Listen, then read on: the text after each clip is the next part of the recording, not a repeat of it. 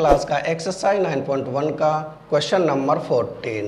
Question है a 1.2 metre tall girl sports a balloon moving with the wind in a horizontal line at a height of 88.2 meter from the ground. The angle of elevation of the balloon from the eyes of the girl at any instant is 60 degree. After some time, the angle of elevation reduced to 30 degree. Find the distance traveled by the balloon during the interval. यानी कि कोई लड़की है जो यहाँ पर खड़ी हुई है जिसकी हाइट है 1.2 मीटर और वह किसी बलून को यहाँ पर देखती है। तो बलून को देखने पर उसकी आई से जो एंगल बनता है वो बनता है 60 डिग्री और कुछ समय के बाद वो बलून उड़कर यहाँ ई पर पहुँच जाता है। ई पर पहुँचने के बाद उसकी आई से जो एंगल बनता है वो बनता है 30 डिग्री। तो हमें इस बलून के द्वारा चली गई दूरी फाइंड करनी है, यानी कि ए ई फाइंड करनी है। लेकिन जो ए ई होगी वही सी डी होगी और बलून है 88.2 मीटर की हाइट पर उड़ रहा है। तो सबसे पहले तो हम ई डी फाइंड करें। जो ई डी होगी वही ए सी होगी, लेकिन जो 88.2 है वो यहाँ से यहाँ तक है, उसमें से हम 1.2 मीटर हाइट कम कर देंगे क्योंकि 1.2 है वो गर्ल की हाइट है। तो सबसे पहले हम ई डी फाइंड कर लें, यानी ई डी कितनी होगी, तो ई डी इक्वल टू होगी, पूरी है 88.2 मीटर, ये है 88.2 मीटर, माइनस कर देंगे उसमें से 1.2 मीटर, तो 1.2 मीटर। तो ये हो जाएगा 2 में से 2 माइनस करेंगे 0 एंड पॉइंट, 8 में से 1 माइनस करेंगे 7 और यहाँ 8, यानी ये हो जाएगी 87 मीटर। पॉइंट के बाद 0 की कोई वैल्यू नहीं होती, ये हो जाएगी ई डी और जो ई डी है वही ए सी होगी। तो अब हमें सी डी की दूरी फाइंड करनी है।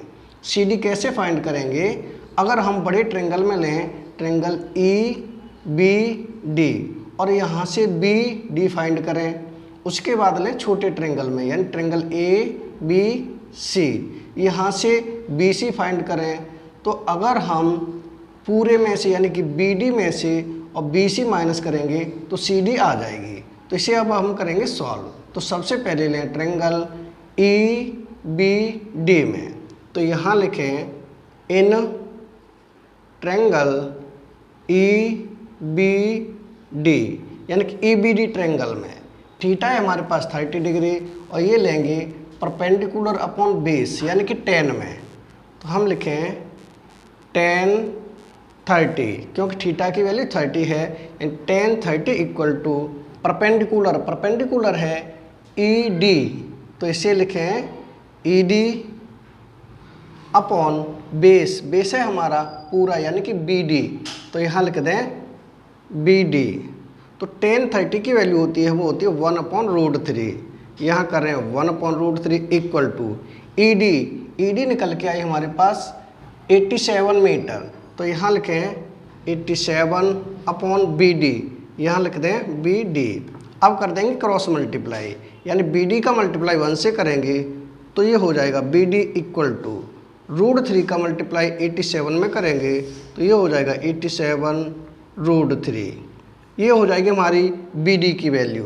अब हम फाइंड करें बी सी, तो इसके लिए लेंगे ट्रेंगल ए बी सी में, तो यहाँ लिखें in triangle A B C, triangle A B C में, तो यहाँ पर जो थीटा की वैल्यू है वो है 60, इसे भी हम लेंगे 10 में यानी कि परपेंडिकुलर अपॉन बेस, तो इसे लिखें 10 यानी कि 10 थीटा, थीटा है 60 इक्वल टू परपेंडिकुलर, परपेंडिकुलर है ए सी और बेस है बी सी, तो इसे लिख दें ए सी अपॉन बी सी। अब 10 60 की वैल्यू होती है वो होती है √3, तो इसे लिखें √3 इक्वल टू ए सी, जो ए सी की वैल्यू होगी वही ई डी की वैल्यू होगी, यानी वो कितनी है 87, तो यहाँ लिखें 87 अपॉन बी सी, ये हो जाएगा बी सी, इसके नीचे मानेंगे 1।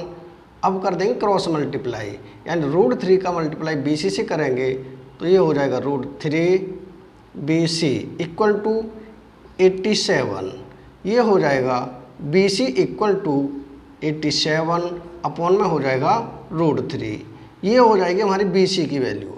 अब हमें फाइंड करनी है CD, तो CD इक्वल टू ये हो जाएगा CD इक्वल टू पूरे में से यानी कि BD में से BC माइनस कर देंगे, तो ये हो जाएगा BD minus BC, BD minus BC, तो BD निकल के आई थी हमारी 87√3, तो ये हो जाएगा CD equal to 87√3 minus BC निकल के आई 87/√3, तो इसे कर दें 87/√3।